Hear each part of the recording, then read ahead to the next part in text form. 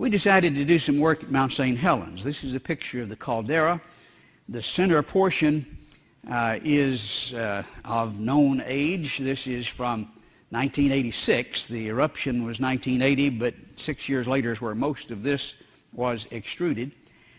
We took 5 samples from the caldera, different parts of it, and sent it to the lab. Here's the rock, you date it. Tell me the age.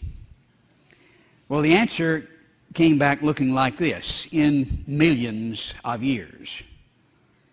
And the rock was actually 11 years old. And people will say, well, okay, it was not dating when the rock formed, but rock that was already mixed together as lava, and that's, of course, exactly right. The assumption of the potassium-argon dating, which was being used here, is that when it flows as lava, all of the argon escapes, and when it then congeals into rock, that's when the clock starts. And you're dating the time when it became hard as rock. Sorry, it doesn't all escape. There's still plenty of argon there. It doesn't work and gives absolutely absurd results. This is not unusual. And if you're chucking 40 out of 41, then I think you get the picture.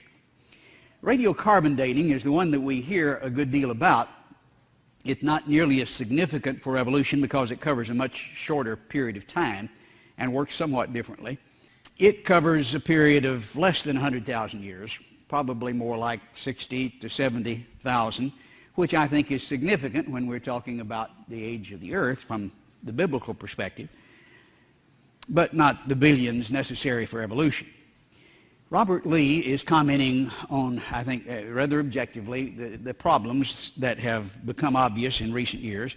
He said, the troubles of the radiocarbon dating method are undeniably deep and serious. Despite 35 years of technological refinement and better understanding, the underlying assumptions have been strongly challenged. Now, this is not just something leaks in or leaks out. This is not just contamination. The underlying assumptions have been challenged. It forms in the upper atmosphere. The assumption is that there is the same amount relative to carbon-12 that there has been for thousands of years for the time that it's being tested. We have found that's not the case. That is, the carbon-14 is increasing. It's not staying the same. Libby, in his original work, said it would only take 30,000 years to reach this state of equilibrium, and it's not there, which is interesting. But he continues saying, it should be no surprise then that fully half of the dates are rejected. That's, I think, overstating his case. He is, of course, a believer in this and uses it. I have a friend who runs the carbon dating lab at Ball State University. He's a brother. We differ on the age of the earth. And we were discussing this, I think, in a brotherly way. And I was visiting him there at the lab, and he was dating a peat bog with the carbon-14 lab that he had, and he had chucked the first 19. He was on the 20th date. He knew it was 20,000 years old. Most of them had come out 4,000 and 5,000. Therefore, it proved that it was contaminated with recent material, so he's going to get a good one yet. But he's chucked everything he's gotten so far, 19 out of 19. And so when he says half the dates are rejected, I think he's understating the situation. He continues to say there are gross discrepancies, the chronology is uneven and relative, and the accepted dates are actually selected dates. Now, I submit to you this is not science. This is a game that's being played in order to make people look like they know what they're doing, to verify prior conclusions. Even W.D. Stanfield, who is a vicious anti-creationist, writing in his book Science of Evolution, it is obvious, and this is after we had presented some of this material, that the radiometric technique may not be the absolute dating methods they claim to be. And I think that's for obvious reasons. I think one of the best ways to approach this is to look at what might be called the proof of the pudding type arguments. Let's look at situations where we should be able to tell, at least relatively. Grand Canyon would fit into that category. This is from the Glen Rose limestone, not too far from here. This is supposed to be 110 million, Middle Cretaceous. Well, a friend of mine, an associate, sent this to the UCLA carbon dating lab without being completely straightforward about where it came from. It came back dated at 890 years old from 110 million year old limestone. About 50 yards away, there was a carbonized stick in the same layer, and so he sent some of this to the same lab. It came back dated 12,800, which is considerably more than 800 years old, but all considerably less than the 110 million. Now, if you kept sending, you might get one that they would accept, because the response would be, well, you're crazy. You don't send material for radiocarbon dating from 110 million year old limestone. It's all gone within 50, 60,000 years. Now, it should be, but guess what? It's not. We have dated over 100 dinosaur bones now with radiocarbon dating. This is the ilium bone there from Glen Rose, supposed to be 110 million years old. It came back dated 19,000. It's a long ways from 110 million. And in 65 million years, since the dinosaur is supposed to have been extinct, all of the carbon-14 will be gone, like in 50 or 60,000 years. And so you're crazy for even trying to date dinosaur bones. If you think it's 110 million years, yes. But I don't. And we've dated over 100, every single one of them. 100 out of 100 had significant radiocarbon in it. Therefore, I think they're playing games, and it's not 110 million years old. There are some obvious assumptions that you're not always told about. They dated it, this is how old it is. First, you have to know you're dealing with a closed system, and there virtually is no such thing. Things leak in and leak out. You have to know the beginning conditions. It's simply a matter of guessing how much lead is radiogenic and how much lead is produced naturally or is there naturally. There are some reasons for some of the assumptions, but it's a guess. And then you have to assume that the rate is constant, and there are some very serious challenges to that, and that may be even more productive than the ones we've looked at this evening. But when you see these assumptions that you don't know and can't know, and then you see that known relationships contradict, like with Mount St. Helens and the Grand Canyon, then you see why Stanfield says that there may not be good radiological clocks. He goes on to explain his statements, and age estimates on a given geological stratum by different radiometric methods are often quite different, sometimes by hundreds of millions of years, as we've shown. And so he says there is no absolutely reliable long-term radiological clock. Now, he still uses them and believes the Earth's billions of years old, but I think he's right, and I think that for, good reasons. Now, why do you think the Earth's old?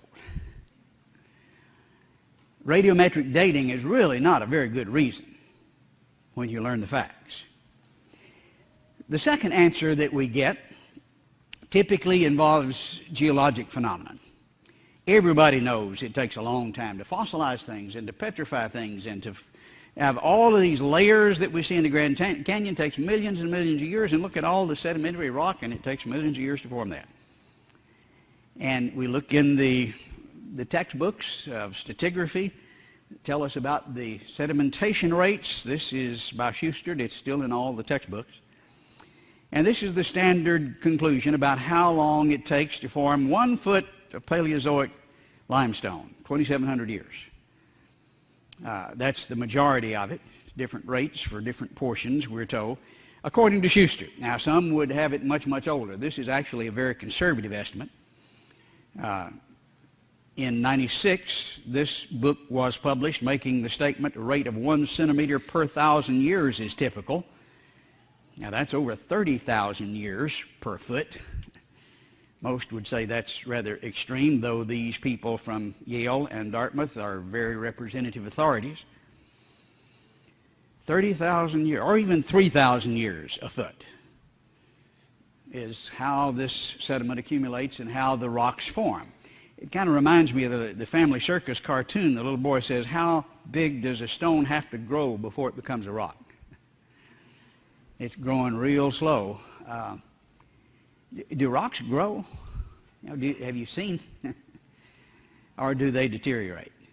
If they grew even at the slow rate, you know, you just wait long enough and you got a rock house, you could have an extra bedroom and a new den. And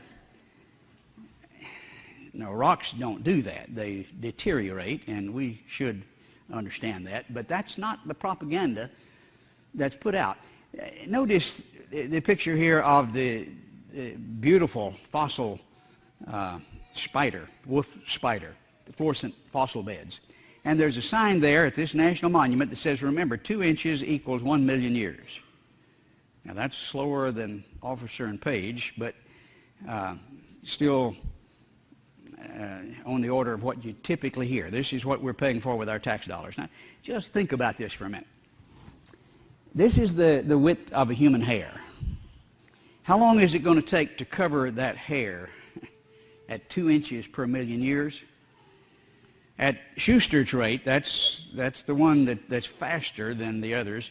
2,500 years would be required to cover one hair. And what's going to happen to the spider as it's being covered at that rate?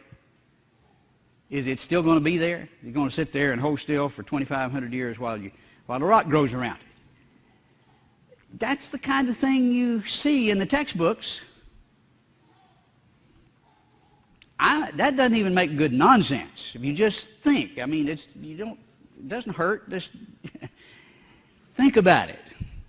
There's no way that that's going to happen.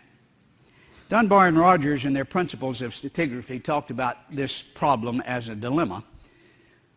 When you look at the rocks and you see the fossils and try to imagine how this could happen slowly, you've got a problem. He says to some thoughtful stratigraphers, this amazing discovery, billions of years, presented a dilemma.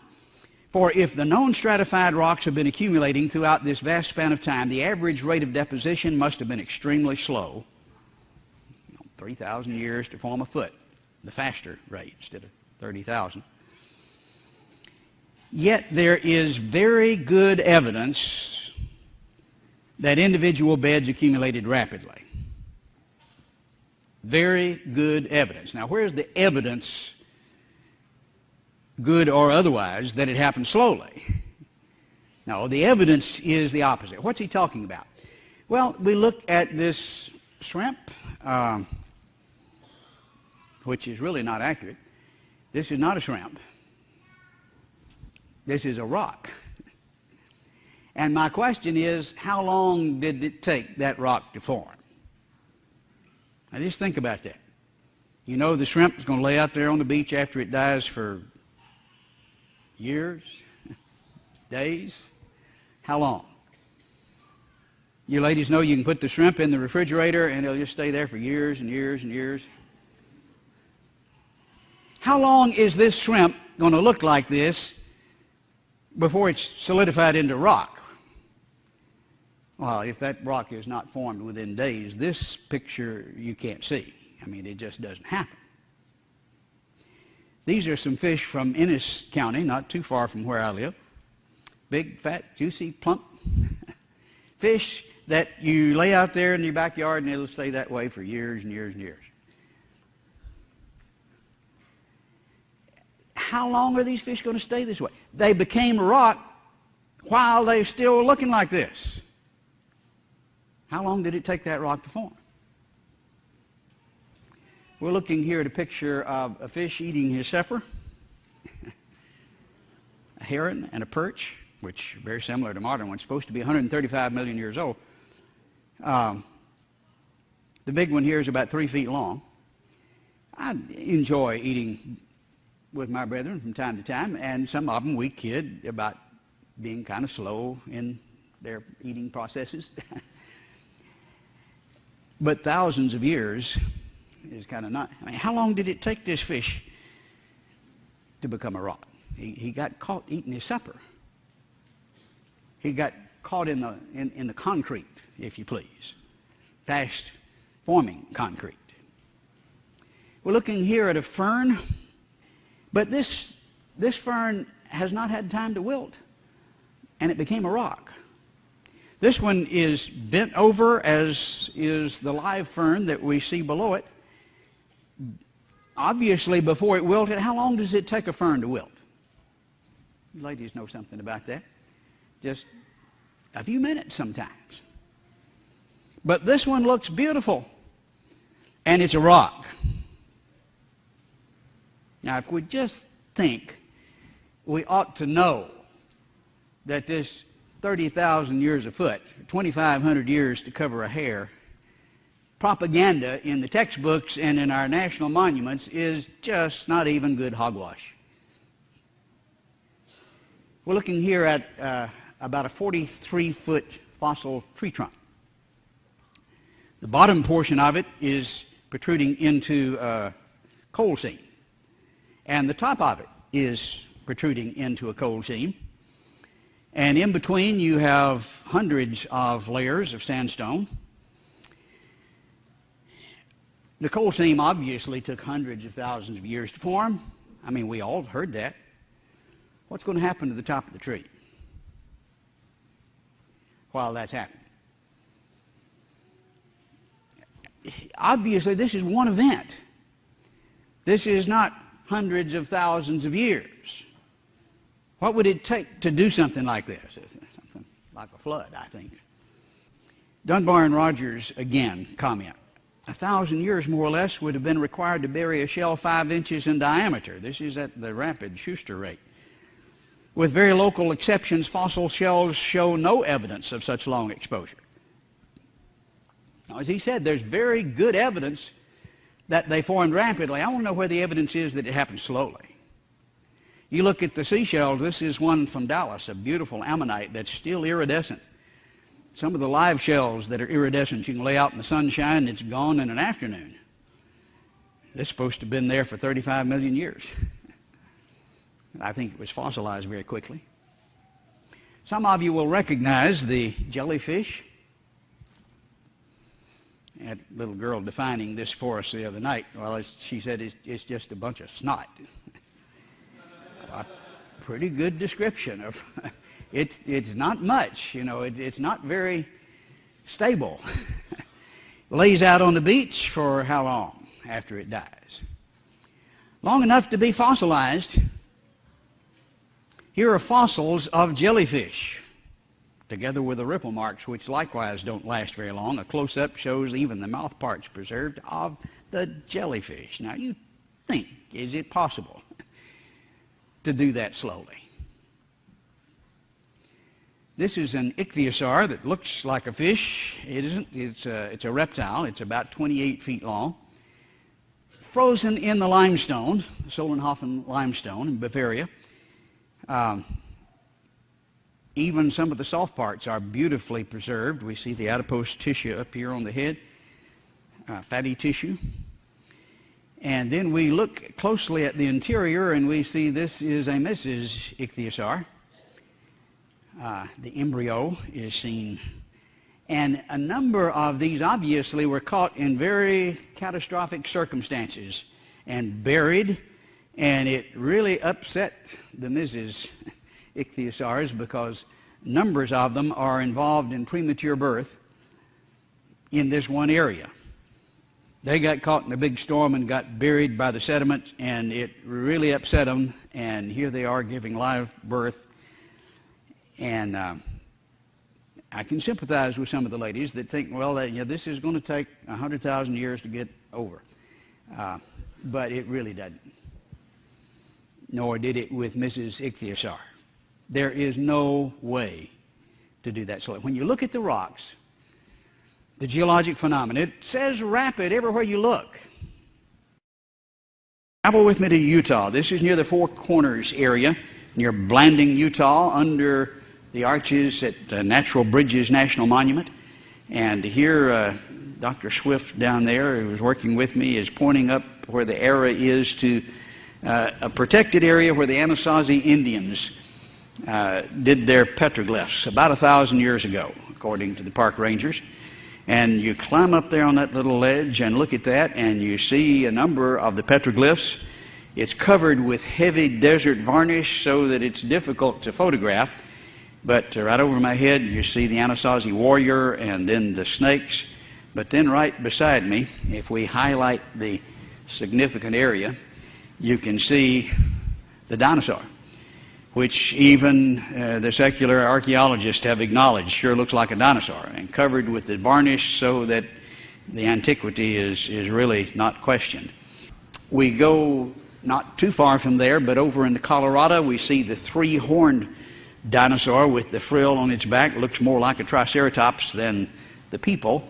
Look like people. This is done by the Fremont Indians, who were contemporary with the Anasazi. And then we go to the Grand Canyon. We see what appears to be in the shape of maybe an Allosaurus. Someone shot him in the tail, which shows you what it looks like if you break through that heavy desert varnish, which indicates its antiquity.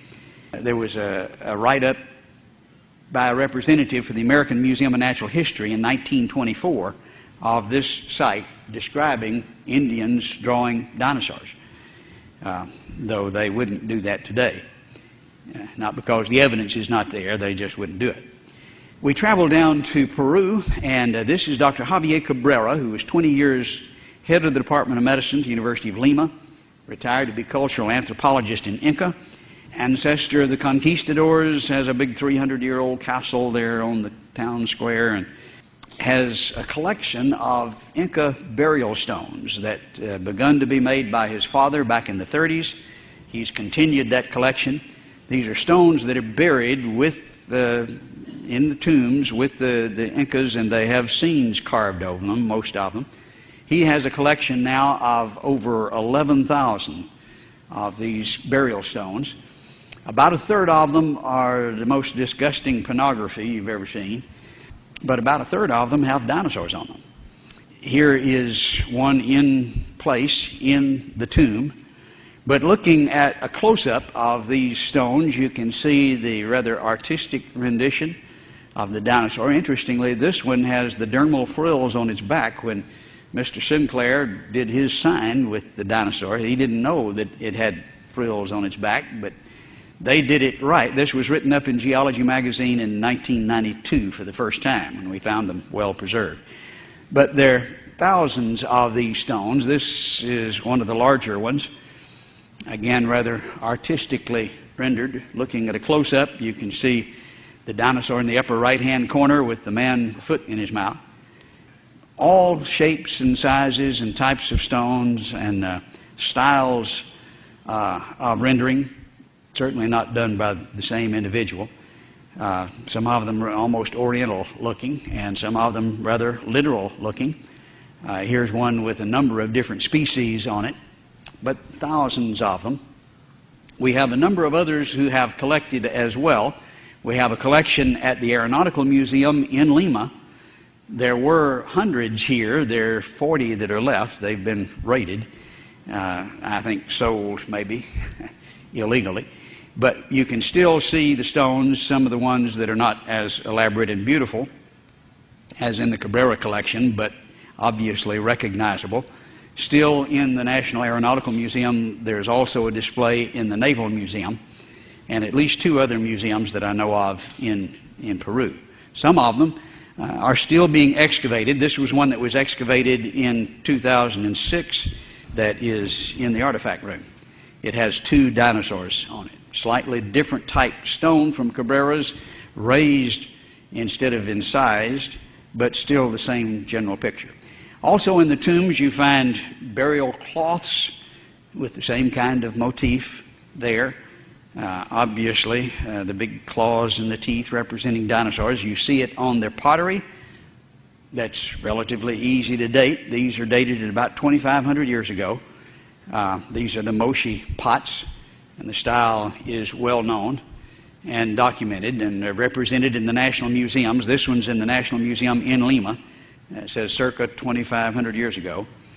Up in northern Peru, you have a good deal of gold in some of the ruins and tombs. This is a death mask, but look on either side of the face. Again, the dermal frills across the back, the tail curling up over, and the huge teeth. These people were seeing dinosaurs 2,000, 3,000 years ago.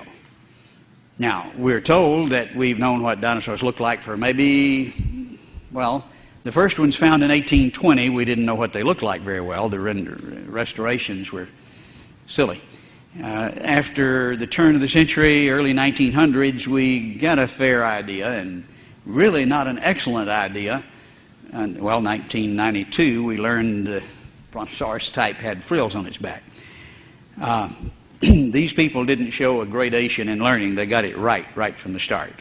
But what's really interesting about these burial stones collected by Cabrera and a number of others is the fact that they depict dinosaurs. Here is one of the large stones here in the center of a room he has built for displaying this in the front of his 300-year-old mansion. He is a descendant of the conquistadors. This is one of the castles they built, and he lives in it. And of course, he passed away in 2002. But looking closely at this stone, you can see the very obvious dinosaur with the dermal frills on its back, a man sitting atop fighting evidently. And then we look at the top of the stone and we see it's ornately covered with carvings, and a closer view you see the upper right hand corner, the very obvious sauropod dinosaur with the man in his mouth dangling by the foot. Beautifully and artistically done in stone. But there are thousands of these. Some 11,000 burial stones have been collected by the Cabreras. About a third of them are this disgusting pornography, and then about a third of them are of dinosaurs. Here we see many of them are shown with man associated, but in battle. Here he's chopping the neck. In this one, he's already chopped the neck and holding the head in his hand of possibly a juvenile form, but then looks like Mama has got him from behind, or at least another younger one attacking him, and together with a much larger one on the same stone. Another one here is being bitten as he rides on the back. Notice the variety in styles. This is rather Oriental in style. Very different, but obviously very similar. This one's very, maybe literalistic, if you please. Some almost cartoonish. Another Oriental style dinosaur. This beautiful stone is almost 4 feet tall. Again, very artistically done with the dermal frills on the back, which were written up for the first time in Geology magazine in 1992. When Mr. Sinclair depicted his dinosaur on the Sinclair dinosaur sign, he didn't know it had dermal frills on the back, but they did down in Peru over 2,000 years ago, and here we see them depicted on the stones. It looks like a scene maybe out of Jurassic Park. No question about the species that's depicted here. Some rather artistically and stylistically done, cartoonish, and then very literal. Here are a number of different species depicted on the same stone. Again, a tremendous variety is obvious. One person, again, did not do this. But this is not the only museum that depicts dinosaurs on the burial stones. Another very interesting display of these stones is seen in the museum there in Inca. It was actually established by Dr. Cabrera over 20 years ago. They have a collection, but they will not display it. We had talked to the brother of Carlos Solti, Pablos, who had donated the collection to the museum about 15 years ago, and we had seen pictures of the stones that he had donated. His brother had excavated them in the 50s near the village of Okekehi, and then donated this to the museum upon the death of his brother. We went there, said, we want to see this collection. They said, it doesn't exist, that's a myth. We said, we've seen the pictures, we've talked to the one who donated the collection. They said, well, yes, okay, it does exist, but they're in storage and you can't see them. We insisted, saying this is a museum that's not supposed to hide things, it's supposed to show things.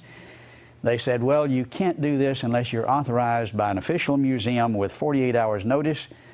We said, we think we can handle that, and we did. We got a letter from an official state-authorized museum authorizing us to examine them. With 48 hours notice, we came back. They still refused. They said, you will not be allowed to examine these. They were stonewalling.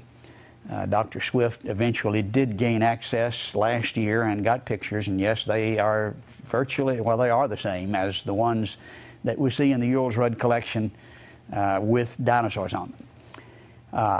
We did get to examine the ones in the collection at the Aeronautical Museum in Lima, pictured here. Years ago, there were many more. They have disappeared over the years. There were several hundred initially. There are about 40 that remain. But here we see one on the floor in the room where they are displayed, and these are the poorer ones. The better ones have disappeared, but you can still see the dinosaurs on the stones displayed in the Aeronautical Museum in Lima. In the museum in Nazca, likewise, they have some of the carved stones on display. And here we see Dr. Swift laboring as he holds up one of the stones for the camera. The stones are exhibited in the Cabrera Museum, where there are 11,000 of them, in the Museum of Inca, where they're hidden, and they wouldn't allow us to see them. Dr. Swift did eventually get, and then Nazca Museum and the Aeronautical Museum and the Naval Museum. But we see here the museums which have these stones, all but one of them have them on display that can be seen today. We traveled to the village of Okakehi, where a number of these stones, or at least in the area, where a number of these stones had been excavated in the 50s by Carlos Solti, who was the rector of the College of Engineers in Lima. And there we see an obviously very depressed area. We see individuals who just eking out a living. Basilio Achua is one of the individuals here who has found a number of these stones and had taken them to Dr. Cabrera. He took us out to the place where many had been excavated, and we could see the actual tombs and see some of the stones in the tombs. As we walked along this desolate area, you could see the bones that had been strewn along the way by the grave robbers, who weren't interested in the bones at all, but in the artifacts that they could dig out to sell. In these tombs, you see amazing preservation, even of flesh parts. In an area where it hasn't rained for 100 years, the dryness of the desert is excellent for preservation. But in these tombs, you can see the remains of the mummies. This is a trophy head that was worn on the belt by this brutal culture. In one of the nearby museums, you see the skulls with a hole in the head. This means that was a trophy head. It had been worn by somebody who had evidently killed them in battle. But as we look at these tombs, we see often babies with mothers. Maybe if the mother died, they couldn't take care of the babies, and I don't know the whole story, but it doesn't look like a nice story. Here we see one of the well-preserved mummies together with a number of bones that have been found in the area. And in this particular tomb, you see one of the burial stones in situ, in place. And you see this on a number of occasions. Here's another one of the burial stones beside one of the mummies with a dinosaur on it. This one was excavated in 2005. The drawing here shows what's seen on it, not as dramatically clear as with some of them, but it can be seen very clearly. It has been examined carefully by a number of laboratories, and we see the close-up of some of the carvings showing the patina in the grooves, also testifying to its antiquity. This was one that was excavated in 2006 that is in a collection that I own. This is about a 70-pound stone. It has 3 dinosaurs on it. was from about 100 miles away from the Paracas Peninsula, and the carving style is slightly different. You can see the teeth are raised rather than incised. The bias relief is in evidence here, but the same style, again depicting the dinosaurs. Many say, well, Cabrera was a strange fella, and we can't depend on his testimony. Well, I think he was a very credible witness, but we have many, many different sources. Notice that the first one is the Spanish priest who in 1525 described these stones, and there have been several reports of this. The chronicler of the Incas wrote of these stones in 1570. In detail, they found the stones with the strange animals on them. And then Bolivia Cabrera, the grandfather of the one that we worked with there, began collecting the stones in the 30s, and then Javier Cabrera continued the collection, amassing some 11,000 of the stones. He was professor of medicine at the University of Lima, head of the Department of Medicine for 20 years. He established the largest teaching hospital in Peru and retired to be cultural anthropologist for Inca. This is not a lightweight in terms of a witness, but if you want to ignore him, there are many others. There's Carlos Solti, who excavated the stones at Ocoqueji in the 50s. Pablo Solti, who is his brother, donated the stones to the museum in 1968. The museum denied it, promised to show them to us if we met their conditions, and then refused, but then finally did reveal them. Yes, they have them there. And then Basilio Ochoa of Ocoqueji excavated a number of the stones. The Aeronautical Museum displays many of the stones today, as does the Regional Museum in Nazca. I, together with Dr. Swift, have observed them in the tombs in situ. University of Bonn in Germany has confirmed the oxidized patina in a number of the stones, and grave robbers continue to excavate these carved stones. You can still dig them up. Now, that's an impressive array of confirmation. And if you don't like Dr. Cabrera, then okay, toss him out. You still have an impressive array of confirmation. In addition to the stones, we find in the tombs other things that display the dinosaurs, like the textiles, the burial cloths that were associated with them. Many of them show the dinosaur motif, as do the vases, the pottery. This is in the National Museum in Lima. Under it has a sign circa 2,500 years before present. And then the Moshi vases, very famous for their style, inability to reproduce them. They're showing clearly dinosaurs. And then some of the gold death masks that were found up in northern Peru likewise show the dinosaurs. Notice the dermal frills on the back, the huge teeth, the tail curving up over their back on either side of the face here. It's obvious that the people of Peru were seeing dinosaurs from their vases and their death masks and their textiles, as well as the thousands of stones that can be seen today. I think that's just really irrefutable evidence. Likewise in Mexico, we've made a number of trips there in central highlands near Acámbaro in the state of Guanajuato. Dr. Swift and I have been down there a number of times investigating. It took that many times to get through all the bureaucracy. When we got there, they were being hidden in the back of the police department. But it was a collection made by Waldemar Julsrud back in the early 1900s of some 30,000 ceramic figurines, about 10% of which are of dinosaurs, but a wide range of animals and creatures. Some of the Brontosaurus type were standing up. We didn't know that until recently. Bacher's book, Dinosaur Heresies, published in '86, was really the first one who suggested that. And then, of course, Spielberg convinced us all they stood up. But this is exactly the way they're rendered by the artist, and these date to well before the time of Christ from several sources. Again, there are thousands of them, and the styles indicate far more than one artist. One of the professors from the University of Texas at Arlington, who is an art professor, said there were at least 100 different artists represented in the collection would be his estimate. This is my wife's favorite. Obviously, if you've got one that looks like a dinosaur, a man did it, but sewing them together is interesting. Man and dinosaur obviously live together.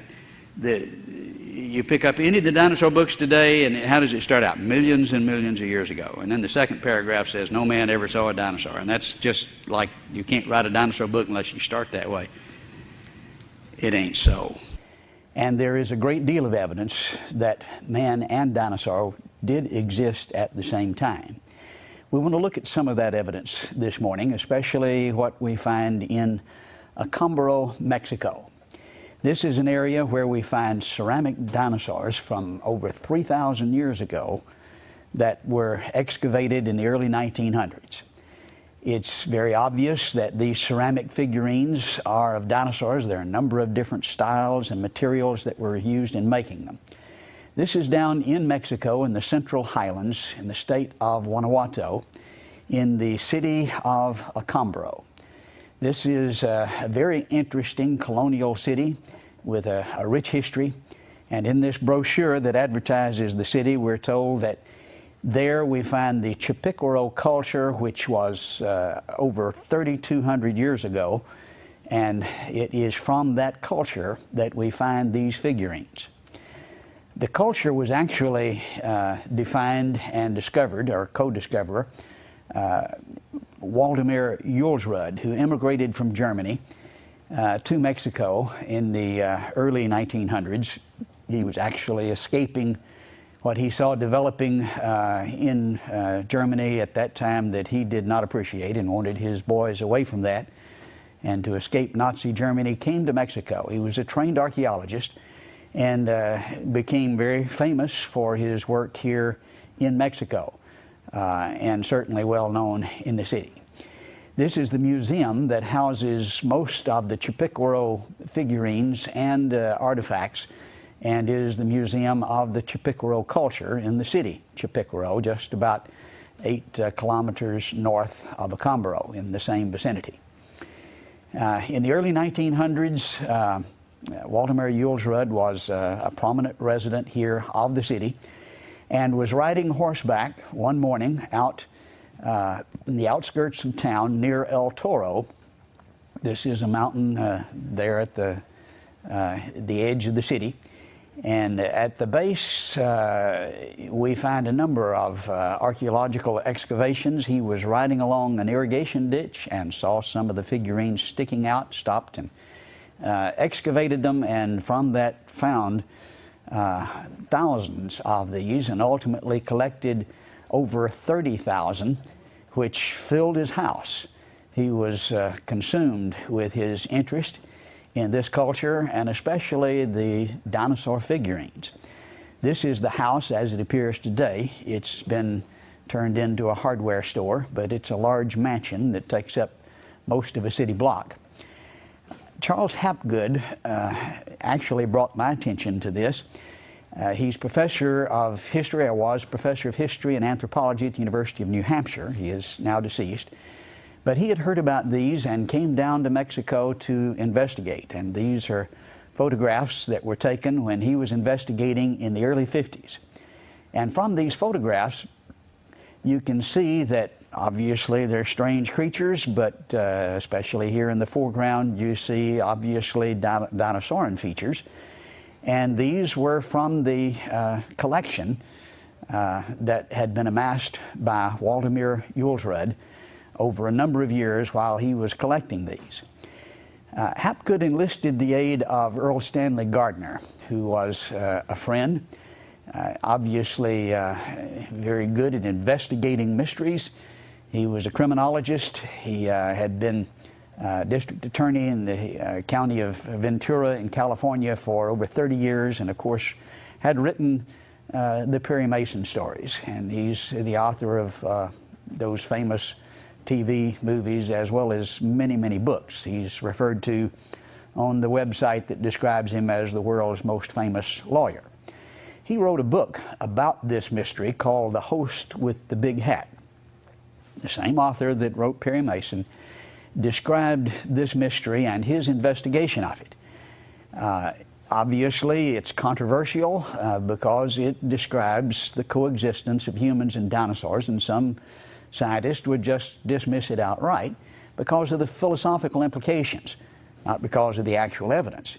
This would fly in the face of evolutionary theory, and so no matter who it is or how much evidence, they're not going to accept it.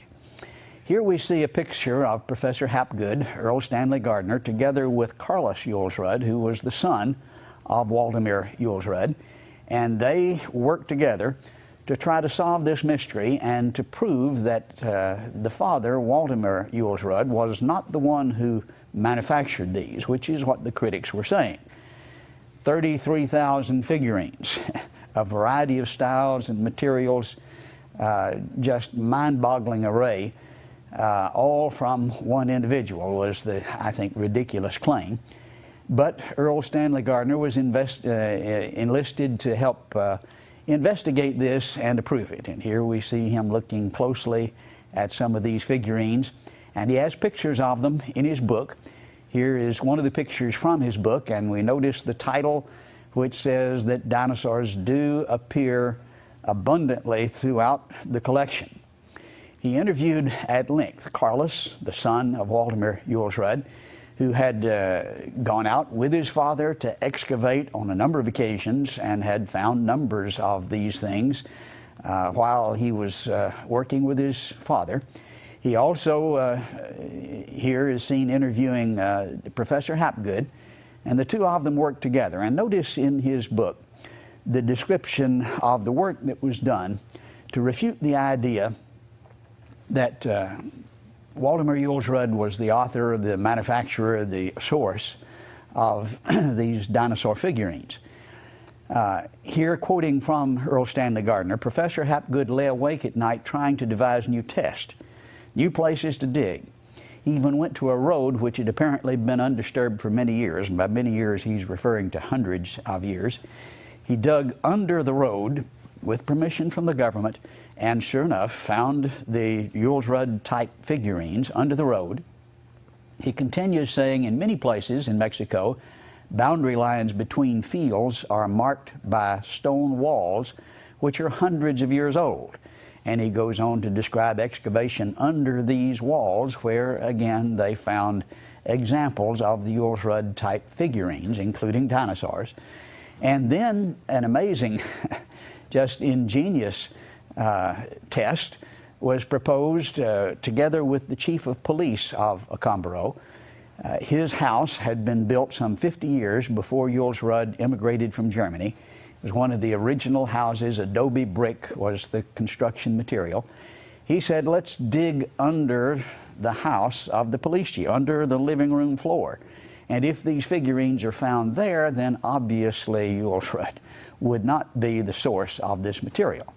And so they did that. Here we see the mayor standing at attention. He also conducted a 3-month investigation into the possibility that maybe someone had manufactured these, questioning people throughout the area for any knowledge of anyone manufacturing such figurines. When you fire them, it would be known. Here we see a brick factory right at the base of El Toro, where many of them were found. When you fire the brick, you make smoke, and especially when you're burning wood, which would be the source of the fire, the material to fire them. And you can't do this without being known. And in a 3-month investigation, the police chief found no evidence that they had been manufactured recently. In the book, Host with the Big Hat, Earl Stanley Gardner pictures here a diagram of the police chief's house, and there under the floor, it's pointed out that 43 pieces of the Jules Rudd figurines were found under the floor of the police chief of the city of Acámbaro. And so he continues to describe the investigation, saying, we had our cameras with us and took pictures, particularly of the weathered adobe bricks with the various fragments cemented firmly in place. These adobe bricks originated 50 years before Jules Rudd arrived on the scene, and in the brick, embedded in them, you can see the pieces of the figurines and the pieces of pottery from the Chippewa culture. He continues saying, we scratched around enough on the cut bank of Bull Hill, or El Toro, to see that the soil was liberally studded with artifacts. And then he has pictures of these artifacts in the brick. Obviously, Jules Rudd didn't do this, and then concludes, and this is a very flat-footed statement for a criminologist, a careful scientist to make. He says, it is absolutely, positively out of the question to think that these artifacts, which he saw, could have been planted. Now that's Perry Mason, or Earl Stanley Gardner's conclusion. He proved it. In his mind, there was no question but that these certainly go back much further than Earl Stanley Gardner. We didn't really know what dinosaurs looked like before the 1900s, or didn't know that well. We had a very poor view, and we'll talk more about that in a moment. But further testing was done by these two men, Hapgood and Gardner. Radiocarbon dates were obtained, submitted by Professor Hapgood to Isotopes Incorporated in New Jersey. And sample number 1 was about 3,500 years, and then 6,400 years, and then 3,000 years. And so there was a significant range. But if these are over 200 years, they are before we knew anything about dinosaurs, and they're supposed to have been gone then for 65 million years. Well, 6,000, 3,000, 2,000, probably just over 3,000 years ago, we have figurines. They were also submitted by Professor Hapgood to the University of Pennsylvania Museum Testing Facility for thermoluminescent dating, which is probably the most appropriate dating system for pottery. We won't go into great detail about how that works, but it's a different type system and particularly suited for pottery. Sample number 1 came back about 2500 BC, and then number 2 and number 3 and number 4 all right on the same date, 2500, very consistently. And this would logically be the most reasonable conclusion for the date. Obviously, these labs are going to come under scrutiny for putting out such material, and that was the case here. Nevertheless, Dr. Rainey, who's director of the Pennsylvania Museum, issued a statement regarding this, defending his conclusion. He said, we've had years of experimentation both here and at the lab at Oxford. We have no doubt at all about the dependability of the thermoluminescent method. I should also point out, he continues, that we were so concerned about the extraordinarily ancient date of these figurines that Mark Hahn in our lab made an average of 18 runs on each one of the 4 samples. 4 samples, 18 runs on each one, because this is extraordinary information, and they still continue to get the same consistent dates. He continues then saying, all in all, the lab stands on these dates for the Jules Rudd material, whatever this means in terms of archaeological dating in Mexico or in terms of the fake versus authentic pieces. The lab takes the stand because they were extraordinarily cautious and made 18 runs on 4 samples. Well, they took even greater flack when this letter came out, and 3 months later he withdrew it without giving any reason at all. I think I know exactly why he withdrew it, but he certainly was not because of empirical evidence. It was because of the philosophical pressure of his peers. With such information, I was intrigued. What is the truth? What is the answer to this mystery in Accombaro? I went down with Dr. Dennis Swift to personally investigate this material. We were there in 1999 twice, and then in 2000, and actually we've made about a dozen trips now. When we first got there, this is the scene that depicts where they were, and actually they were locked in this door that you see in the background, behind that door with a padlock in the back of the police department. They were hoping nobody would find out about it. They were hidden and had been there for about 30 years. Why? Well, this is an embarrassment. You're not supposed to find evidence of humans and dinosaurs, and they wanted to appear intelligent. And it took a great deal of effort to get that door open. But we finally did, and with pressure, actually, from outside sources, political pressure, we were able to examine 2 of the 60 crates of materials that were stored behind that door the first time that we came down. And sure enough, even in just the 2 crates, which is a random sampling of over 60, we found strange ceramic figurines, including figurines of dinosaurs. The second time we came down, we were able to examine more crates, still not all of them, but here we have a number of them spread out on the table. Dr. Swift is actually mocking the great security with which these were guarded. They had a soldier there with an AK-47 guarding us, and as we looked at these figurines, he grabbed it from him and posed with the figurines. But they had been, of course, under lock and key. Nobody could see them. But with our investigation, we finally brought them to light, and were able to make photographic record of a number of these. We see in this picture an amazing variety, both of ethnicity and styles and materials that are reflected in these figurines. Of the 33,000, about 2,600 of them are of dinosaurs, and I think you can see that very obviously here. One amazing thing about the sauropod types is that many of them were shown standing upright. We didn't know about this until Robert Bacher told us this in Dinosaur Heresies in his book 1986. But it looks like he had one of the Acambaro figurines shown here on the right as a model for what he illustrated in his book Dinosaur Heresies. Of course, then Spielberg convinced us all that they stood upright. But 3,000 years ago, obviously they knew that down in Acambaro. Now this is what we thought dinosaurs looked like way back in about 1850.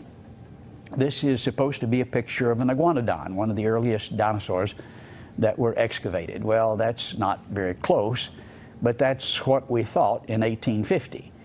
By the turn of the century, this was 1895, we had him depicted differently, kind of a stand-up alligator with a long tail dragging the floor. Not very accurate, but closer. But now then we know that iguanodon looked like this. This is a restoration from the year 2000.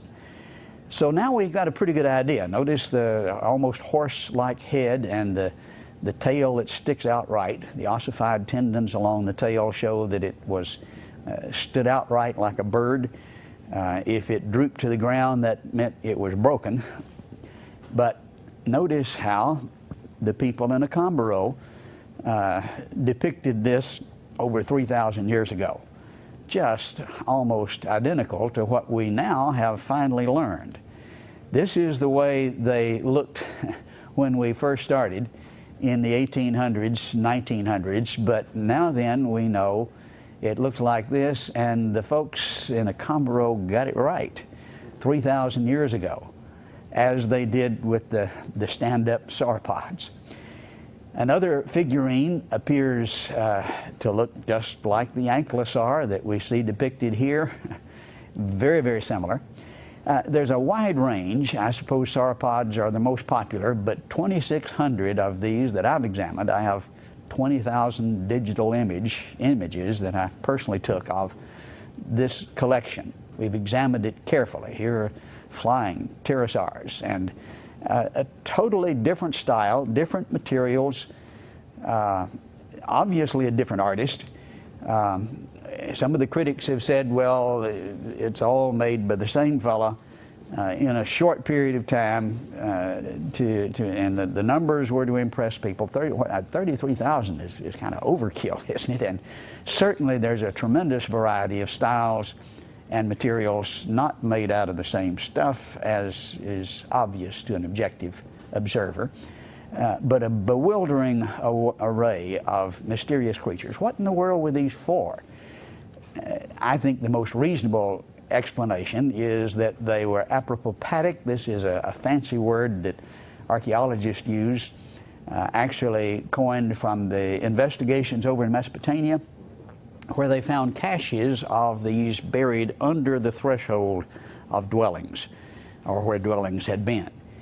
And we find these often in caches of 20 up to 30 packed in sand, surrounded, of course, by the clay soil. And it would appear that they were buried carefully. Some have suggested maybe the enemies were coming and they buried their gods, their idols, to protect them from the invasion. I strongly suspect they were like the apopropattic figurines in Mesopotamia that were buried under the threshold to ward off evil spirits. And that's what this fancy word means. It's to scare off the evil spirits. Well, if you're going to scare off spirits, I suppose dinosaur figurines would be as efficient as any. But the bottom line, we don't know. These are several different ideas that have been proposed. It's interesting to notice again that in 2600 you've got a tremendous variety, and the association with people seems to be closer and more frequent with the juvenile forms. I think I can understand that if you watch Jurassic Park, but some of the juvenile forms are depicted and they're kind of cute, and we can see why humans might be more closely associated with these forms. We also find, besides dinosaurs, other out-of-place figurines. Here is a horse. This is typical of the Pleistocene horse, Ice Age, which wasn't supposed to be in Mexico till the Spaniards brought the horses. Here is another one that is with a man trying to ride it, who has lost his head. It's broken in this figurine. But an amazing turn of events involves the find of the unfossilized tooth of a Pleistocene horse associated with the Pleistocene horse itself. This tooth was identified by George Gaylord Simpson of Harvard, who is the leading expert on fossil horses, was the leading expert in the world. Well, here is the Pleistocene horse, here is the Pleistocene tooth, unfossilized, found with it. The mystery deepens, or at least maybe the picture, contrary to the standard evolutionary picture, is getting more difficult. We went back to try to verify Gardner's research. I think he did an excellent job. We thought, well, let's just look and see if we can repeat what he did and re-verify. We wanted to do original excavations, and we approached this with some of the leading experts to get permits, and permits have to be obtained from INA. This is the Institute of Archaeology there in Mexico, and we applied 3 different times with the University of Texas first, and then with David Soleil, who at the time was director of the Museum of the Rockies. He's actually Jack Horner's boss. Jack Horner is the individual, if you saw Jurassic Park, the real-life character that the story is based on. He's the fellow represented as digging up dinosaurs up in Montana. Well, his boss, the director of Museum of the Rockies, David Soleil, went with us, and we applied together for permits, and they were all denied. And we were told firmly, actually the mayor of Acambaro was told, that we would never be given a permit, that the implications would not be allowed. Actually, we found out that INA had done their own investigation back in 1953. They sent 4 archaeologists to Acambaro to do official excavations there. They chose their own site over a mile away from Yulsrud site, and they found figurines, a number of them 6 feet down, including dinosaurs, and acknowledged that the figurines were authentic, but not so with the dinosaurs, which were found in the same place by them at the same time, at the same level, together. They couldn't be, and we actually intercepted the interdepartmental memo, and we have exactly what they said about this. And this is from a memo dated February 24th, 1954. Apparently those artifacts were gathered scientifically, but even so, they are reproductions of relatively recent times, and they're talking here about the dinosaurs. In our opinion, it is impossible that man existed at the same time as those saurian that lived millions of years ago. So they're acknowledging, yes, they are dinosaur figurines, but they could not have been with man, and so they just simply deny it.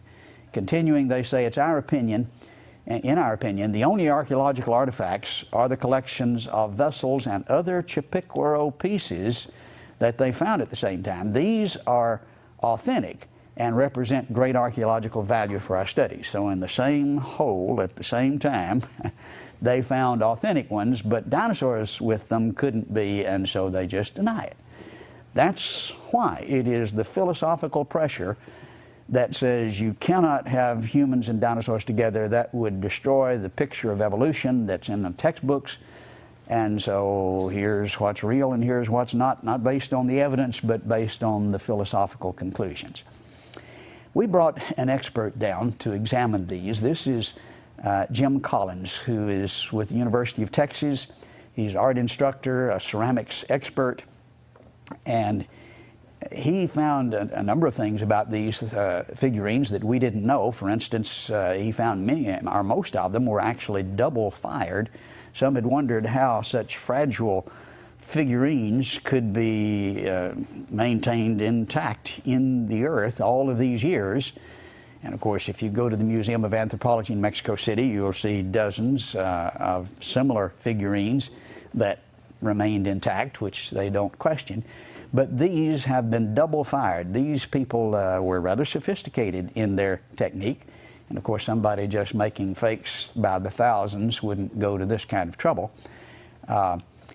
You can see that some of them were broken, and where they are, you can see evidence of this slip on the outside that is a sophisticated pottery technique. This is compared with the broken piece from the National Museum of Anthropology and compares favorably with it, actually better fired than this excellent piece. We went back to the house that the police chief owned, under which Earl Stanley Gardner had excavated 43 pieces of Yules Rudd type material, and found that it had been covered with modern brick now in modern times, and that was somewhat disappointed. We wanted to see the adobe brick. We did look across the street, and sure enough, there it had not been covered by modern brick. The adobe brick was still obvious, and as we looked carefully here, Professor Collins is looking closely at those brick, and you can see, yes, as Earl Stanley Gardner said, they are studded with the pottery pieces from the Chipiquaro culture, and that's obvious. And as we look carefully at one of the bricks, this is directly across the street from the house of the police chief where Earl Stanley Gardner investigated. In one of those bricks, lo and behold, there's a dinosaur sticking his face out. And if you listen very carefully, you can hear him say, "Na na na na na na," just making a mockery of the idea that man and humans have to be millions of years apart. These brick, done 50 years before Yules Rudd arrived, contained pieces of the ancient Chipiquaro culture, which were scattered in the clay and scooped up and used to make brick, not intentionally taking the fragments, but you just can't scoop up the material without getting some of them in it. Let's go back and look carefully at some of the witnesses who have testified to the fact that they helped Yules Rudd excavate these, and that these were parts of what was found from original excavations. One of the more credible witnesses, I believe, would be the grandson of Walter Yules Rudd. He is a rather well-known contractor in the area. He is well-to-do, well-educated.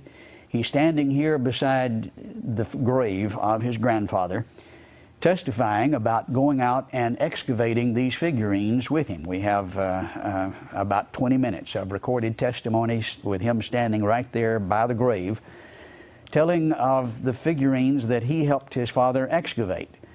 This is one of the ones that he had in his very nice home there in Lyon. And here, this is a beautiful dinosaur of the sauropod type that he personally excavated with his grandfather. We also found, as we investigated and talked to a number of witnesses, that El Toro was not the only site where dinosaurs were found. On the opposite side of the city, the north side, you find El Chivo, Goat Mountain. And at the base of this mountain, there was a lake and a site where ancient Chipicoro people had made dwellings. And you can see places where the dwellings were there between the lake site and the bottom of the hill. And I was taken there by an individual, Mr. Espinoza, who is now an accountant there in Acambaro, who as a teenager went with Waldemar Julsrud. He had enlisted several of the young people to go with him to help him dig and to help him carry back the materials that they found. And he took me to the spot. He said, here is where we dug, and here is the type of thing we found. He drew sketches of the materials. A very credible witness. And then we have Dr. Hinion, who is actually a hero in Acambaro, or at least I would describe him as such. Several did to me. He has a medical practice in Guadalajara, several miles away, but he comes back on the weekends to help the poor people of Acambaro. Their culture, their economy is not nearly so thriving, and many of them are poor. And he practices medicine there in Acambaro free of charge to help those who are poor. He could run for mayor and win hands down. He's not interested in that. He's interested in helping people. But he told us that he was one of the ones who went with Julsrud to excavate these. He excavated them with him underground that was hard-packed, covered with grass and with cactus. And on one occasion, they got literally 2 big sacks, these what we would call toe sacks, burlap sacks, full of these figurines in one trip, put them on the back of a burro, and came back. A very credible witness who is certainly willing to affirm that this is the case even today. And then we have Mr. Martinez, who was formerly chief of the federal police in the area just about 10 years earlier when this picture was taken. He is now retired. And he is he tells an interesting story because he actually confiscated over 3,000 of these figurines from 2 individuals who were illegally excavating at El Chivo. They had found where a number of these were buried, and they were just digging up a storm in the middle of the night and selling them across the border. And he caught them and put them in the federal penitentiary. They were convicted of dealing in illegal artifacts. And so the federal government decided these were real, authentic antiquities and put them in jail. He said among these artifacts that they had excavated were dinosaurs, and he drew sketches of several of them. They were then added to the Julsrud collection, which is there in Acambaro still today. But some people will say, well, Julsrud was the source of all of these. Well, we can prove they were there before Julsrud. We can prove they were excavated after Julsrud. And the federal government actually helped us verify that by convicting these people who had excavated them there at El Chivo and are now doing time for that crime. Then we have Mr. Pereira, a very interesting individual. He was former director of archaeology of the Acambaro zone of the National Museum of Anthropology in Mexico City, the largest anthropological museum in the world. At the time Julsrud was in Acambaro, he was the director of archaeology for the area, and it was his job to verify and to authenticate the finds. And he and Julsrud were actually antagonists. They didn't get along well at all because Julsrud didn't go to the trouble of getting permits most of the time. And he would complain and threaten to put him in jail, and they fussed and fought all the time. But he saw the figurines that Julsrud excavated. Furthermore, the farmers at the time continually found such figurines, and he was called in to authenticate and verify. He said he saw hundreds of them excavated by farmers that Julsrud had nothing to do with. Many of them took them to Julsrud, who would often pay the farmers just a small fee to help increase his collection. He worked with Ramon Pinachon, who is perhaps the most famous archaeologist in Mexico history. He was 20 years president of the National Museum of Anthropology, again, the largest anthropological museum in the world. And they particularly worked together on a dig at Chipiquaro in the 1940s, where they were getting ready to flood the area, putting up a dam, and had to move some of the tombs, the graves of the ancient Chipiquaro sites. And here we see a picture of that dig with an early picture of Ramon Pinachon and Beatrice, his wife, whom he met on that trip and married. She became an archaeologist and is still an archaeologist, serving in one of the museums there in Mexico City today.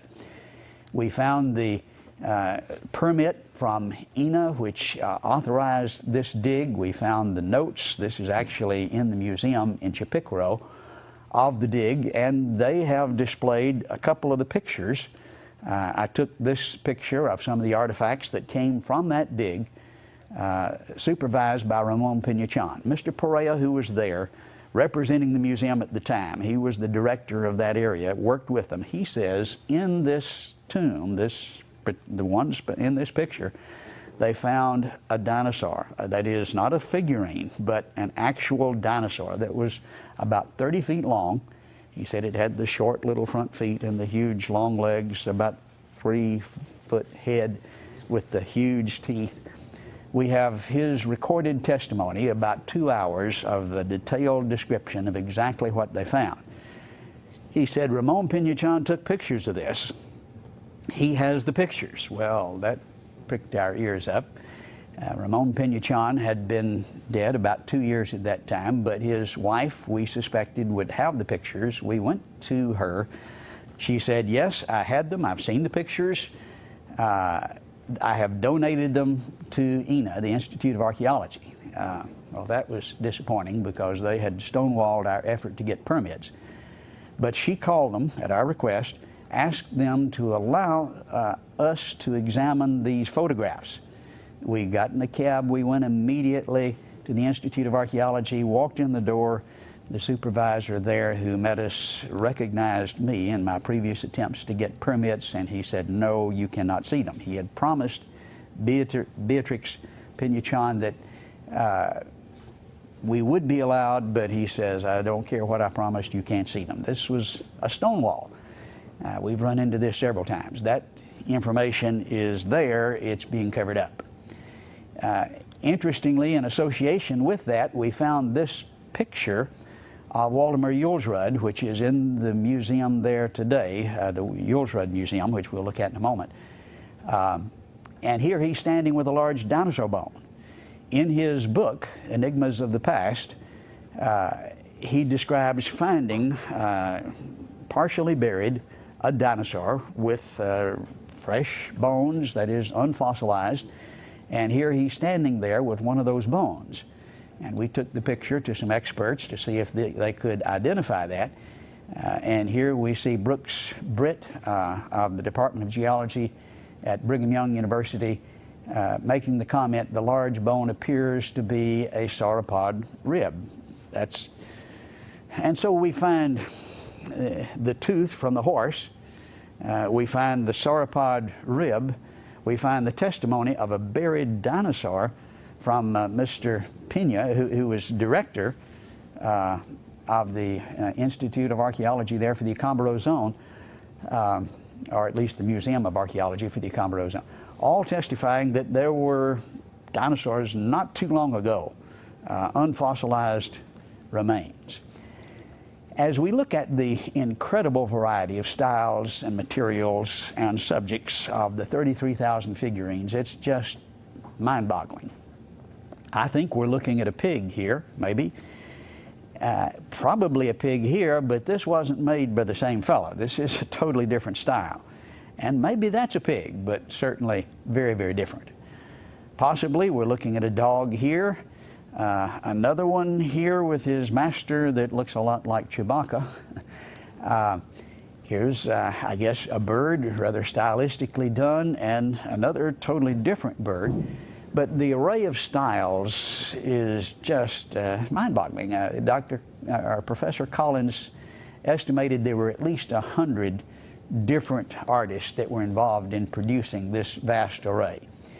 It's interesting to notice the variety of ethnicity that's represented. This appears to be an Egyptian motif from some of the figurines, again from the collection. And many of them are very Oriental in style, as you can see here. And some of them are very African in style. It seems undeniable that these have an African appearance, while others are very European. Again, from 3,000 years ago. Notice the very artistically done dinosaur here compared with a totally different style, not done by the same artist. And I don't know who did that, maybe somebody with a nightmare that got scared to death by them. But certainly different styles. Here's a rather stylistic, artistically done dinosaur, very different. Some of them almost cartoonish. Again, totally different styles, different materials, obviously different artists.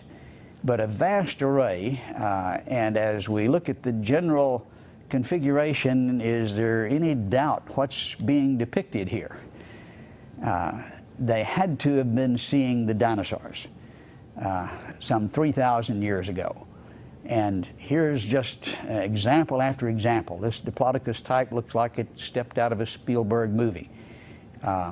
Again, if you know dinosaurs, you recognize immediately some of these forms, and though some of them are cartoonish and stylistically done, there's no question as to what we're looking at. Here's the Stegosaurus. This is another one, but a different artist did this one in a totally different style.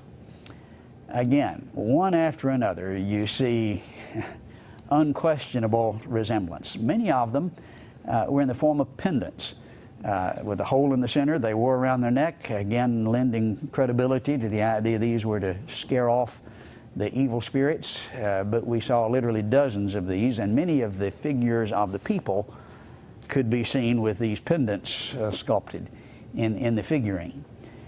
Man with dinosaur. How do you avoid the conclusion? Many of them are seen fighting. Sometimes the man's getting the best of the fight, and sometimes the dinosaur, and usually with smaller ones. We would assume more juvenile forms. Here the dinosaur is getting the best of him. Many times with the juvenile forms, as you can see, some of them still showing some ferocity even as juveniles. But the depiction of them fighting together, here the dinosaur getting the best and here the man getting the best, shows the kind of conflict that very likely was going on at this time. Here's one with a spear in his neck, but very closely resembling our modern knowledge of what dinosaurs look like.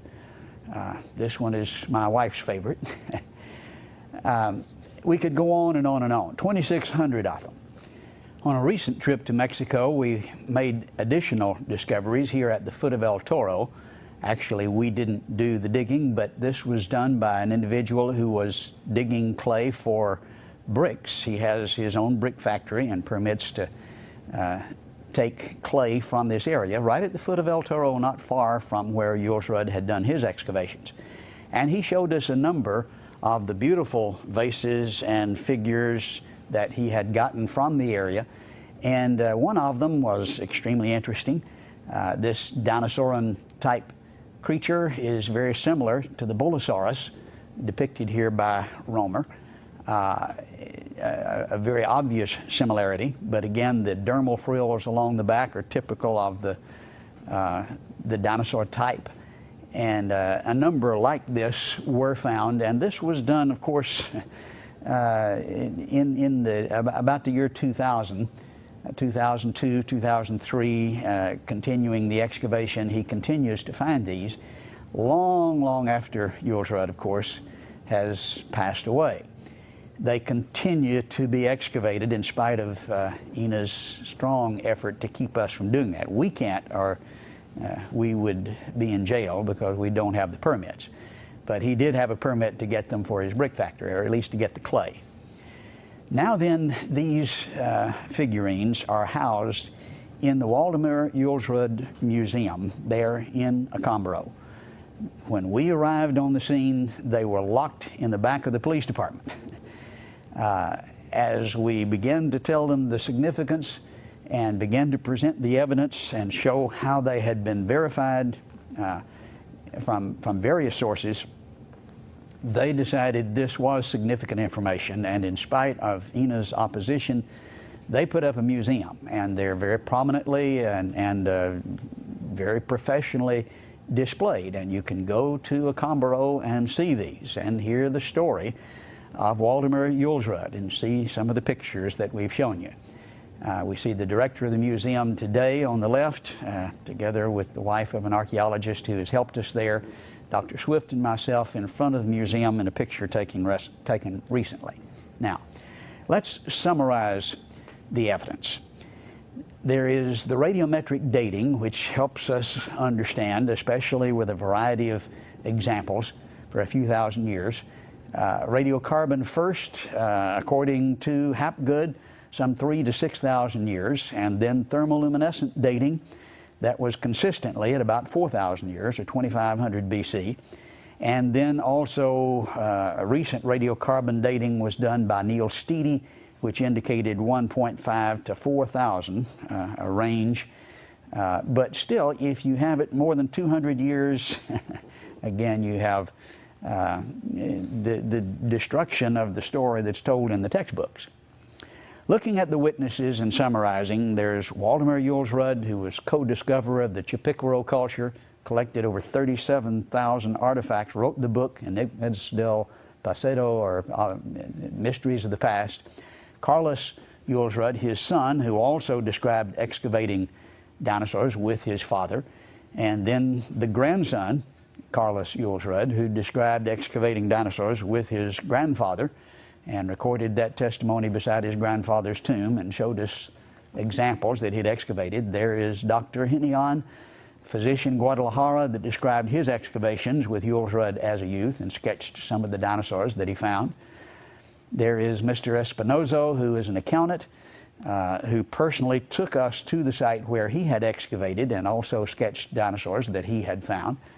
There is Carlos Perea, who was former director of archaeology of the Accombaro Zone of the National Museum of Anthropology, who described excavations with Ramon Pinachon, dinosaurs and humans together. And then there's Charles Hapgood, professor of history of anthropology at the University of New Hampshire. He excavated dinosaur figurines under roads, helped excavate under the house of the police chief and under walls, stone walls that had been there for hundreds of years, and wrote the book Mystery of Accombaro, detailing his investigation. Together with Earl Stanley Gardner, the famous author of Perry Mason, a criminologist, a district attorney in the Los Angeles area for 30 years, proved, I think beyond any shadow of a doubt, he certainly claimed so, that the figurines predated Julsrud beyond any shadow of a doubt. And then there's the mayor of Accombaro, who worked together with Earl Stanley Gardner and conducted his own 3-month investigation for fraud, trying to find anyone who knew anything about manufacturing these things, and allowed the excavation under his floor. There's Mr. Marinas, number 10, who was the chief of federal police. Guadalajara confiscated over 3,000 of these figurines from 2 who were excavating illegally, including dinosaurs in the collection, and sketched those for us. Now that's a huge collection of witnesses. If you were in court trying to refute the testimony of such individuals, you'd be in serious trouble. There's Waldemar Julsrud, there is Carlos the son, there is, again, Carlos the grandson, there's Dr. Hinion, there is the accountant, Mr. Espinoza, there's Carlos Perea, the director of the Accombaro Zone for the National Museum, there's Charles Hapgood of the University of New Hampshire, there's Earl Stanley Gardner, author of Perry Mason, the mayor of the city, and then the chief of the federal police. That's an impressive array of witnesses, and they all testify to the authenticity of these figurines, that Julsrud certainly was not the author. They were there long before he was. I think the conclusion is absolutely inescapable, that humans and dinosaurs lived together. The only opposition, the only problem, the only reason that's not just really obvious and accepted without question is the philosophical implication. Year before last, we traveled to Cambodia, following evidence that had been forwarded to us by one of the tour guides there who had seen our website. And we had done some research and confirmed a good bit of what he was telling us. In the upper part of Cambodia, we see the ancient Khmer Empire had built just spectacular temples, maybe the largest and most beautiful in the world. And one of the greatest monument builders was Jayavarman VII. He's almost idolized. This is a picture that I took there in Phnom Penh of the Buddha-like pose. He began to rule in 1181 and built Tapram and dedicated it in 1186. This was dedicated to his mother. It was a Buddhist monastery. And so we know who and when and all the specifics. Well, on the stone in this temple, a very beautiful, picturesque place, you see carvings, and they're stone carvings that cover just about every square inch of it. But just inside the front entrance, in the corner here that the arrow points to, you can see a series of animals from the jungle. And notice in the series there is a perfect stegosaurus in a temple from over 800 years ago. And we're supposed to have known what dinosaurs looked like for about 150, and then they've been gone 65 million. I believe there's something wrong with that story. I don't want any comments about two fossils here, or two dinosaurs. They're just one. But it is more proof of the co-occurrence of humans and dinosaurs. Let's think about some significance here of this, acknowledged by the evolutionists before we conclude. Louis Jacobs from SMU is president of the Society of Vertebrate Paleontology, one of the most representative, respected paleontologists in the country. And in his book, Quest for the African Dinosaur, he brings up the subject of the co-occurrence of men and dinosaurs. He said such an association would dispel an earth with vast antiquity. The entire history of creation, including the day of rest, could be accommodated in the 7 biblical days of the Genesis myth. This is, of course, his view of it. Evolution would be vanquished. Here's the implication, the significance, if you were to document this. And, of course, I think he's right. Now, we go back to the statement by Stephen Stanley that we referred to earlier, the topsy-turvy fossil man, and look at a fuller context of his quote. He said, "There's an infinite variety of ways in which, since 1859, the general concept of evolution might have been demolished. Consider the fossil record, little-known resource in Darwin's day. The unequivocal discovery of a fossil population of horses in Precambrian rocks would disprove evolution. More generally, any topsy-turvy sequence of fossils would force us to rethink our theory, and yet not a single one has come to light. As Darwin recognized, a single geographic inconsistency would have nearly the same power of destruction." But these are his terms: destruction, destroy, disprove. That's the implication. If you find humans and dinosaurs together, specifically, a single geographic inconsistency. It's interesting to listen to what the evolutionists themselves say about what this would mean. Stanley says it would disprove evolution. Dawkins, referring to another find, says evolution would be utterly destroyed. And then Jacob says evolution would be vanquished. Now, that's not my analysis. That's the leading evolutionist across the country. That's what they say such evidence means. If you've got a single geographic inconsistency, well, I believe we've shown more than a single geographic inconsistency. The Malachite man with the 10 perfectly modern human skeletons in the same formation as Dinosaur National Monument, fossil footprints in Texas and New Mexico and Turkmenistan, 3 different places in Texas, the dinosaur petroglyphs, Peruvian Mexican dinosaur artifacts, the burial stones, the cat track and the hammer, and that's a whole lot more than a single geographic inconsistency, and I think the implication is just as they suggested: it demolishes. It is, the column itself is an abstraction that's put together based on the assumption of evolution, useful as a model that we can test against the real world, and when we do, we find it fails. It is contradicted. It's not proof. It is a demonstration of what ought to be that isn't. And let's conclude with a statement by Nova, who came to Glen Rose, looked at the same pictures that you looked at. The people that photographed it and interviewed us were excited. They thought they had some earth-shaking news and went back, and the editor wouldn't allow them to publish it. They did publish a brief presentation called God, Darwin, and the Dinosaurs, and mentioned dinosaur footprints side by side with humans. Finding them would counter evidence, they said, that humans evolved long after the dinosaurs became extinct, which is, of course, what's taught in the textbooks. It would counter that and back up the claim that all species, including man, were created at one time. Nova knows what that means. And therefore, they said in this blurb, there's nothing at Glen Rose that looks anything like a footprint, a human footprint. Now, you can decide for yourself whether that's true.